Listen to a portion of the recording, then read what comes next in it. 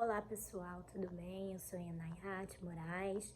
Eu falo sobre espiritualidade, o autoconhecimento, gosto muito desses temas.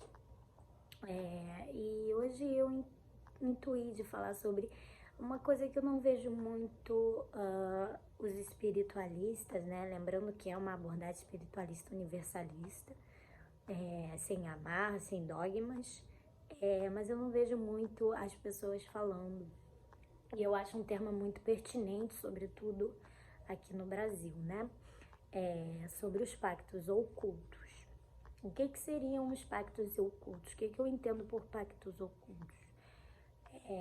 Pactos ocultos é todo o acordo, todos os padrões, toda forma de ser, de agir, de estar, de ganhar dinheiro, de amar, que são pré-estabelecidos. É como se você, antes de você nascer, ou no contexto do seu nascimento, você nasceu em determinado contexto, então você tem que ser assim, assado, você tem que se agir da forma como as pessoas ali no meio agem, compartilhar das mesmas crenças, até porque vocês compartilham de condições de vidas que obviamente são semelhantes, o que fortifica mais ainda as nossas crenças dentro desses pactos.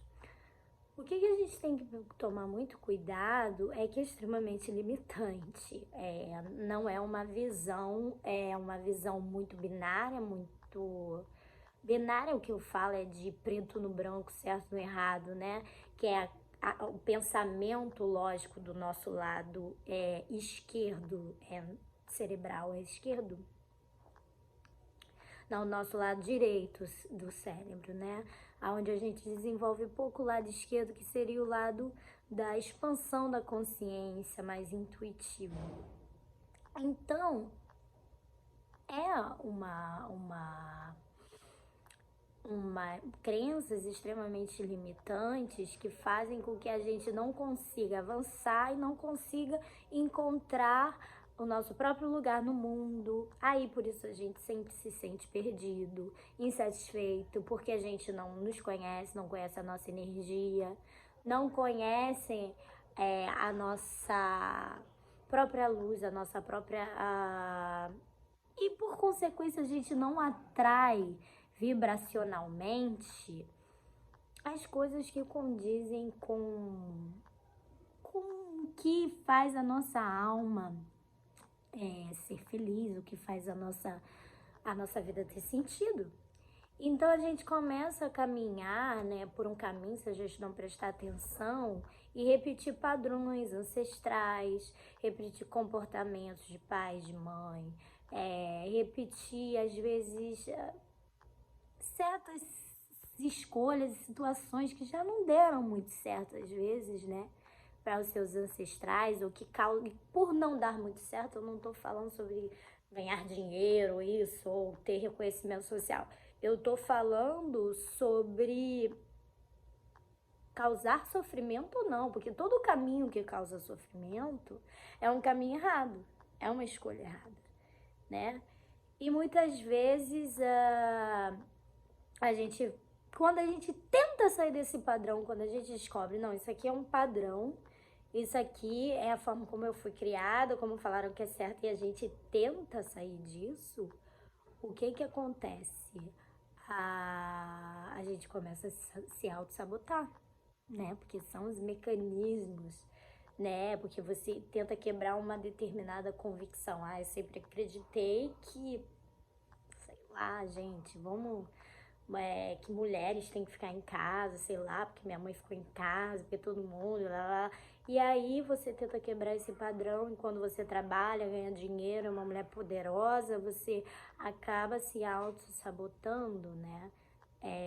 Internamente. E as outras pessoas às vezes também tentam te sabotar, porque o conteúdo que está dentro também está fora, também se manifesta fora, porque as relações, elas são grandes espelhos da vida, né? e elas servem para que a gente possa evoluir e progredir. E evoluir e progredir não quer dizer ser bonzinho com todo mundo, paz e amor, good vibes, new age, não. Progredir, evoluir, às vezes é aprender a falar uns certos não, né? É aprender o teu caminho, é aprender aonde a tua energia contribui mais, ressoa mais com pessoas que realmente te agregam e te façam evoluir para uma expansão, e aquelas coisas que não, aquelas convicções, aquelas ideias, aqueles caminhos que você simplesmente importou. Porque a gente tem que ver que as crenças, elas são muitas e elas não são só a nível familiar. A família, né, e eu sou cientista social, então dentro da sociologia a gente fala muito sobre isso. A família é uma instituição muito importante porque é a primeira onde o indivíduo entra em contato, é o primeiro grupo, né?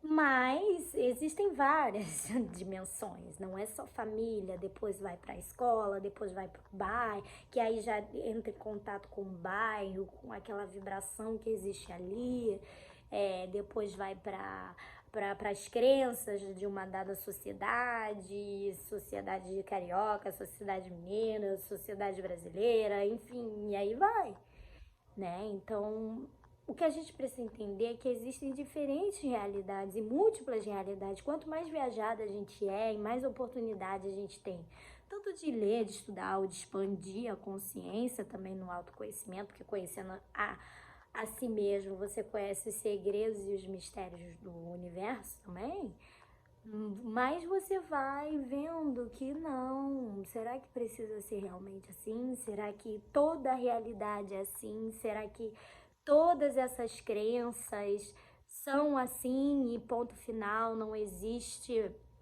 alternativas?